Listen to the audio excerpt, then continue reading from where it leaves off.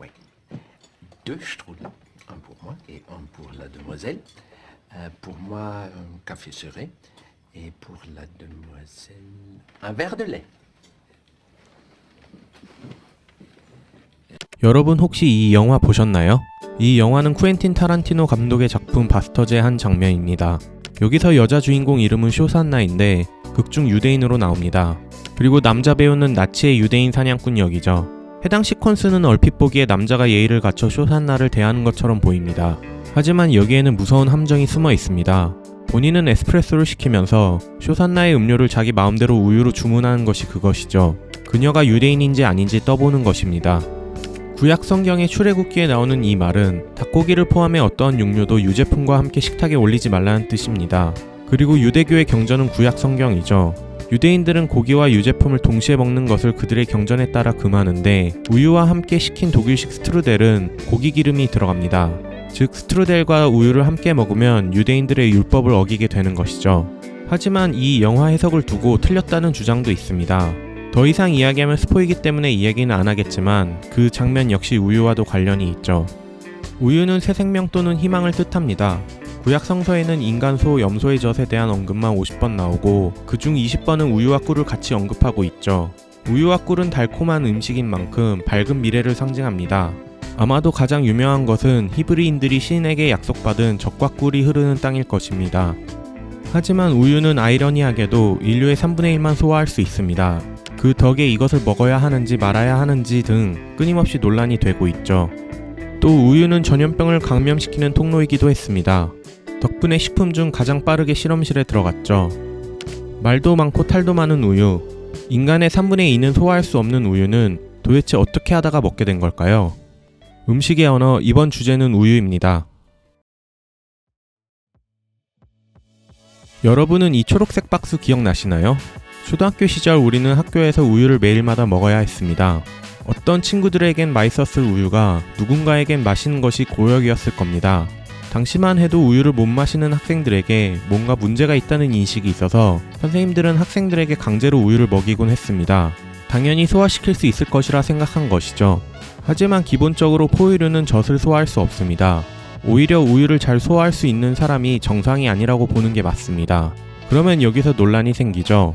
어미가 젖샘을 통해 새끼에게 양분을 준다는 포유류가 젖을 소화할 수 없다는 건 상식적으로 이해가 가지 않기 때문입니다. 어떻게 된 걸까요? 우리가 우유를 소화하기 위해선 락토즈라는 유당을 소화해야 하는데 이것을 소화하기 위해선 락타제라는 유당 분해 효소가 장에 있어야 합니다. 인간은 대부분 락타제를 갖고 태어나나 일반 음식을 소화할 준비가 되면 유당을 분해하는 락타제 생산을 줄이죠. 그렇기 때문에 아기일 때는 소화할 수 있었던 젖을 어느 정도 자라고 나면 소화할 수 없게 되는 것입니다. 이렇게 우유를 소화시키지 못하는 유당 불내증은 2500년 전 히포크라테스에 의해 발견되었지만 1960년대에 이르러서야 유당 불내증이 일반적이라는 것을 알게 되었습니다. 그 전까지는 그냥 우유 알레르기나 우유를 싫어하는 심리적인 문제라고 치부했습니다. 그리고 이렇게 오해를 하게 된 계기에는 2가지 이유가 있죠. 첫째, 초기 연구는 유럽인들이 진행했다는 것이고 둘째는 증상이 발현되는 시점과 정도가 개개인마다 너무 달라서 독립변수가 우유인지 기타 원인인지 명확하지 않았다는 것입니다. 두 번째 이유는 비교적 명확하지만 첫 번째 이유인 유럽인이 초기 연구를 진행한 것은 왜 문제가 되었을까요? 그 이유는 유럽인들은 정착 초창기에 낙농 문화를 채택했고 이렇게 낙농 문화를 채택한 민족은 유당불내증이 없었기 때문에 그들에겐 일반적인 증상이 아니었던 것입니다. 제대로 연구를 할 이유가 없었죠. 하지만 이건 역시 완벽한 설명은 되지 못합니다. 같은 낙농 문화를 채택했지만 유당불내증이 있는 몽골인들에 대해선 설명할 수가 없기 때문이죠.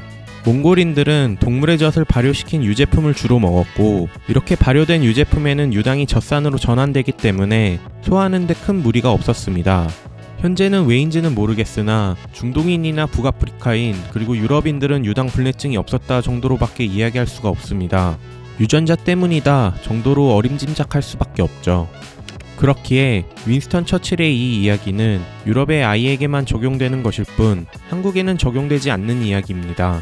가장 안전한 투자가 아니라 가장 조용한 고문일 수도 있다는 것이죠. 그렇다면 인간에게 가장 맞는 동물의 젖은 무엇일까요? 포유류는 젖샘의 분비가 핵심인 동물입니다. 당연하게도 각 종의 새끼한테 가장 알맞는 필수 영양분은 해당 종의 어미가 생산한 젖에 있을 가능성이 매우 크죠. 인간의 아기나 송아지 또는 망아지 등 살아갈 환경이 다른 만큼 각자에게 필요한 영양소는 각각 다를 것입니다. 예를 들어 태어난 직후 지방층을 빨리 쌓아야 생존에 유리한 고래는 그 특성에 맞게 젖의 지방 함량이 34.8%인데 인간의 젖은 지방 함량이 4.5%입니다. 고래의 젖은 인간의 아기가 먹기에는 지방 함유량이 너무 높죠. 당연히 인간의 아기에게 맞지 않을 것입니다. 그렇다면 인간의 모유를 제외한 동물의 젖 중 인간의 아기에게 가장 맞는 젖은 무엇일까요?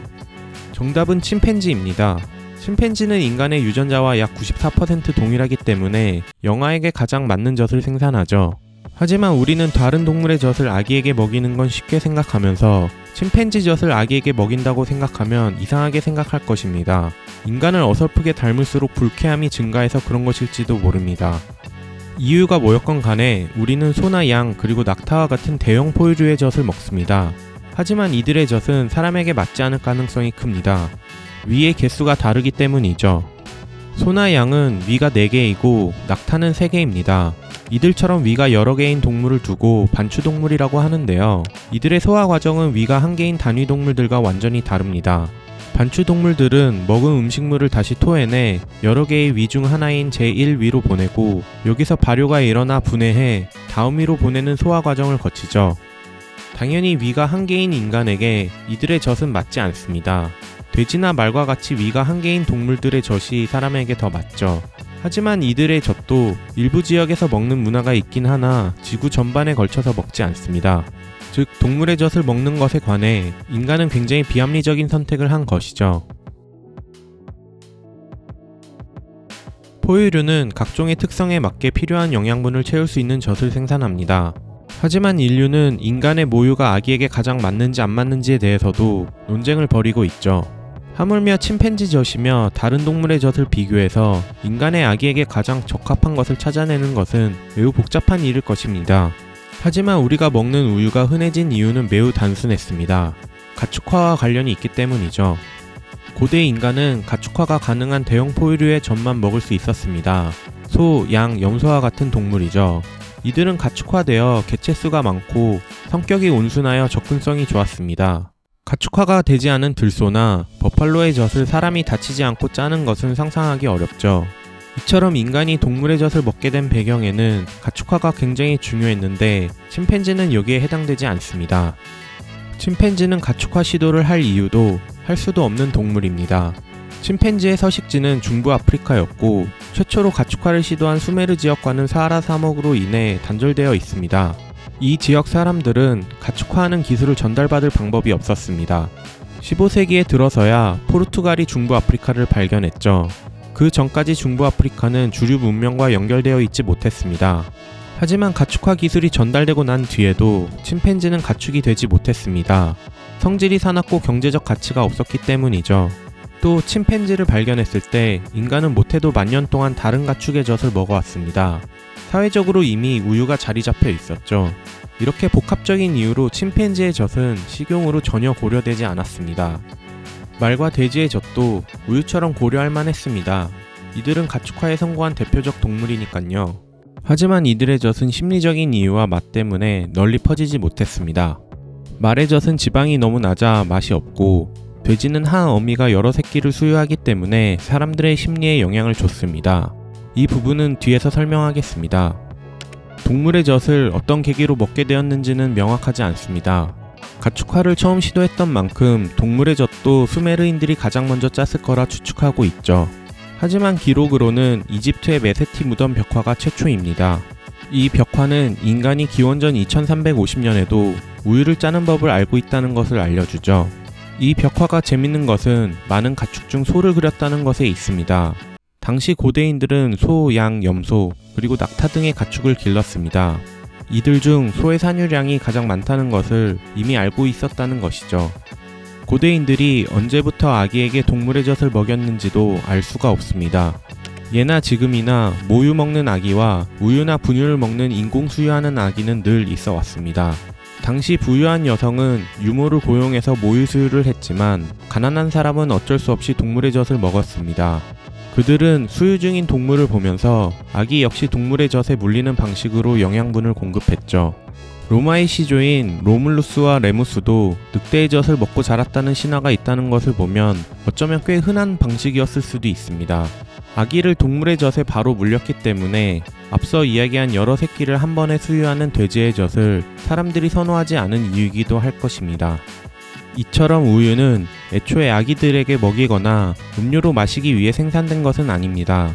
이집트나 중동 지역은 뜨거운 지역이라 우유를 짠 지 몇 분 안 돼 박테리아가 자라기 때문에 유제품으로 바꿔 먹는 것이 일반적이었죠. 중동과 같이 더운 지역일수록 신선한 우유는 농장에서만 마실 수 있었습니다. 주로 농사꾼 아이나 소작농들이 먹었고 우유는 오랜 기간 하층민의 음식으로 여겨졌습니다. 그래서 로마인들은 우유를 많이 마시는 북부 유럽인들을 미개하다고 생각했죠. 이처럼 고대인들은 우유를 유제품으로 인식했습니다. 주로 버터나 치즈 그리고 요거트와 같은 형태로 소비한 것이죠. 이러한 소비 형태는 메소포타미아 문명부터 1800년대 말까지 약 10,000년간 이어집니다. 그 오랜 기간 동안 도시에서는 신선한 우유를 마시기 어려웠습니다. 그리고 이 기간 동안 버터와 치즈 그리고 요거트가 아주 발전하게 되는데요. 이건 내용이 너무 방대해서 다음 영상에서 다루도록 하겠습니다. 그렇다면 만년이 넘는 역사 동안 우유를 유제품 형태로 소비하다가 언제부터 본격적으로 생우유를 마시게 되었을까요?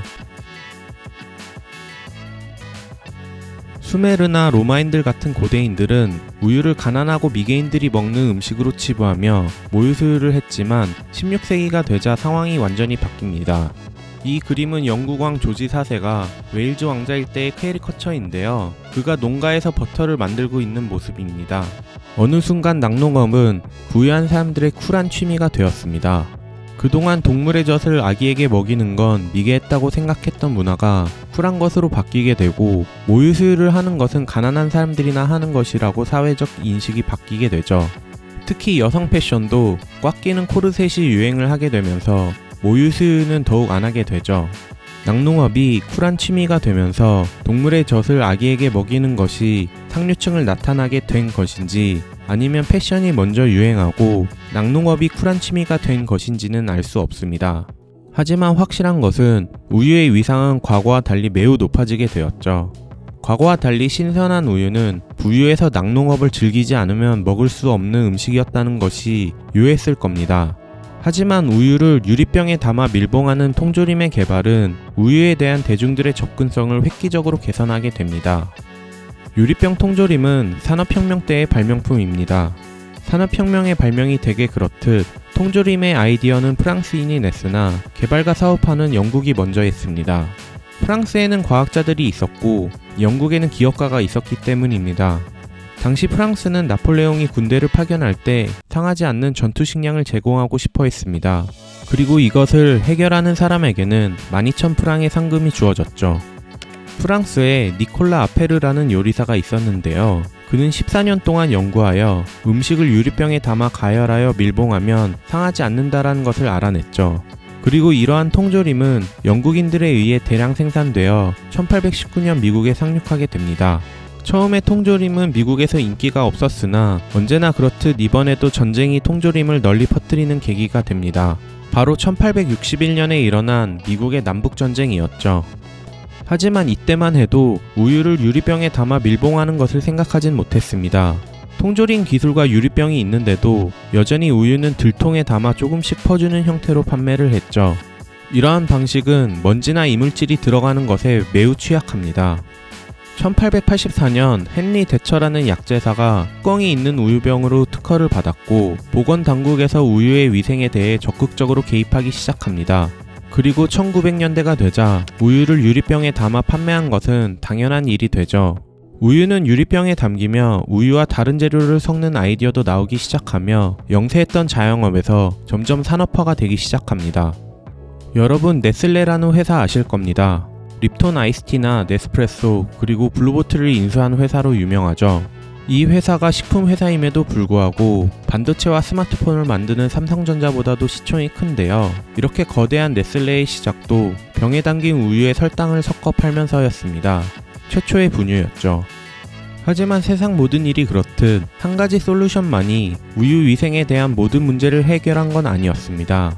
우유를 유리병에 담아 밀봉하는 것은 먼지와 나뭇가지와 같은 물리적인 오염물로부터는 막아줬지만 균의 문제는 해결하지 못했죠. 음식이 상하는 것과 발효가 되는 것은 어떤 것 때문에 차이가 날까요? 우리는 상한 우유를 먹으면 배탈이 나지만 치즈나 요거트를 먹으면 멀쩡하죠. 오히려 신선한 우유를 먹었을 때보다 속이 더 편한 사람이 많을 겁니다. 이 차이가 일어나는 이유는 모두가 알다시피 미생물 때문에 그렇습니다. 그리고 미생물은 우리에게 유익한 것도 해로운 것도 있죠. 고대 시대 때부터 1800년대까지의 사람들도 수많은 경험을 통해 이것을 알고 있었습니다. 하지만 느끼는 것과 그것을 과학적으로 증명해서 공중보건에 적용하는 것은 완전히 다른 이야기죠. 세균학의 아버지라고 불리는 루이 파스테르는 양조장이 많은 프랑스 북부의 릴 지역에서 교수 생활을 했는데 와인이나 맥주가 왜 시큼해지는지를 알고 싶어 했죠. 그는 엉뚱하게도 술 대신 우유부터 시작했는데 그 이유는 증명하기 가장 쉬울 거라 생각했기 때문입니다. 그는 발효가 되는 것은 살아있는 미생물에 의해 일어난다는 것을 알아냈습니다. 여기서 멈추지 않고 파스테르는 이런 미생물들이 어디서 생겨나고 어떻게 제거할 수 있는지 연구를 이어나갑니다. 하지만 여기서는 왜 또 그랬는지는 모르지만 와인으로 실험을 하죠. 어찌되었건 그는 상한 와인에는 왕성하게 활동하는 미생물들이 있지만 60에서 70도 사이로 가열해 몇 분간 유지하면 와인이 절대 상하지 않는다는 사실을 발견했습니다. 최초의 저온 살균 공정이었죠. 파스테르가 저온 살균법을 개발한 것은 1864년이지만 이 방법을 우유에 적용하기까지는 수십 년이 걸렸습니다. 그리고 적용되자 우유를 상하게 하는 해로운 미생물들의 문제는 해결되었지만 좋은 미생물까지 죽인다는 문제점이 있었습니다. 이것은 아직까지도 논쟁거리로 이어지고 있는데 이는 막걸리, 김치, 그리고 된장과 같은 발효식품이 많은 우리나라에서도 마찬가지입니다. 유럽에서도 이러한 이유로 저온 살균된 우유를 쓰지 않는 치즈 제조업자들도 많죠. 저온 살균 공법이 적용된 우유는 시장에서 자리 잡는 데 꽤 우여곡절을 겪었습니다. 생각보다 많은 사람들이 반대했기 때문이죠. 일단 저온 살균에 비용을 쓰고 싶지 않았던 농부들이 가장 크게 반대했습니다. 또 저온 살균이 농부들을 안일하게 만들어 농장의 위생이 오히려 나빠질 것이라고 주장하는 사람들도 있었습니다. 심지어 살균 우유는 죽은 우유라고 생각한 사람들도 많았죠. 대안은 생우유에 대한 조사를 거쳐 품질 인증 우유임을 확인해주는 품질 관리 시스템을 구축하는 것이었습니다. 하지만 이 방법은 돈이 많이 들고 번거롭죠. 생우유와 저온 살균 우유를 두고 어느 것이 맞느냐라는 논란은 계속되지만 결국 1917년 미국의 주요 도시 46곳에서 저온 살균된 우유만 판매 허가하는 것으로 마무리가 됩니다. 이는 미국 보건부가 생우유를 좋아하는 개인의 취향이나 건강보다는 공중보건에 초점을 뒀다는 것을 이야기하죠. 위생도 해결되고 유통기한도 이전과 달리 늘어났지만 여전히 우유는 여러 논쟁거리를 불러일으키고 있습니다. 전통적인 논쟁거리였던 모유의 대체품이라는 가능성 여부, 우유가 사람에게 유익한지 해로운지, 젖소에게 가장 좋은 먹이는 무엇인지부터 젖소의 복지나 공장식 농장 등의 문제, 그리고 생우유 대 저온 살균 우유와 같은 새로운 논쟁거리도 결론이 나지 않았죠. 여기서 다 나열하기 힘들 정도로 많습니다. 저는 이 모든 논쟁이 결국은 경제성이라는 것에서 출발한다고 생각합니다. 당연히 낙농업에 종사하는 사람들도 그들이 기르는 동물을 존중하지만 마진 앞에 서면 계산기를 두드릴 수밖에 없을 겁니다. 아무리 좋은 유기농 우유를 생산해도 대량 생산되는 저렴한 우유가 넘치는 시장에서 경쟁력을 갖기 어렵습니다. 고급 유기농 치즈와 공장식 치즈가 공존하는 유제품 시장과는 다르죠. 우유가 건강에 좋다는 것도 맞는 것인지 틀린 것인지는 모르지만 과학자들과 낙농업자들 그리고 기업 간의 이권 다툼이 개입되어 있다는 생각을 지울 수가 없습니다. 그리고 이 부분은 모유수유가 좋은지 우유가 좋은지의 문제로까지 번지죠. 미래에도 우유와 여러 유제품을 생산하는 농장은 존재할 것입니다. 그리고 우유나 유제품을 생산하는 방식은 지금과 달리 로봇과 AI로 많은 부분을 대체하겠죠. 이에 대한 논쟁도 새롭게 추가될 것입니다. 영원히 끝나지 않을 우유 논쟁, 여러분은 어떻게 생각하시나요?